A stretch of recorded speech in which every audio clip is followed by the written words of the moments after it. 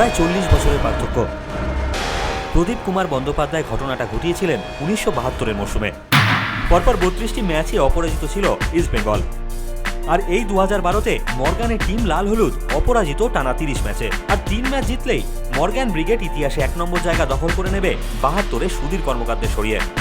সঞ্জু প্রধানদের ইস্টবেঙ্গলের সঙ্গে পরিবেশ পরিস্থিতিতে অনেক অমিল সুধীর, অশোক লালদের। বিদেশি নির্ভর আজকে লাল হলুদকে জাতীয় লিগ নামক প্রতিযোগিতায় হোম অ্যান্ড অ্যাওয়ে পদ্ধতিতে খেলতে হয়।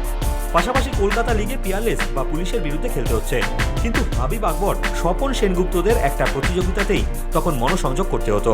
রিজার্ভ বেঞ্চ লিগের ম্যাচ পরীক্ষা করে নেবার মতো সোনার সুযোগ পিকে ব্যানার্জি পাননি, কারণ ড্র করলে সমর্থকদের রেসে বাড়ি ফেরা মুশকিল হতো তারকাদের। কিন্তু ইলেকট্রনিক মিডিয়ার চাপও সামলাতে হয়নি 72-এ। ছিল না কোনো রেকর্ড তাড়া করার লক্ষ্য।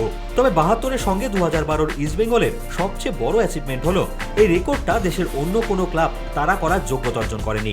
গোটা ভারতেই কেউ ছুঁতে পারেনি এই কৃতিত্ব। Bureau report, football.com।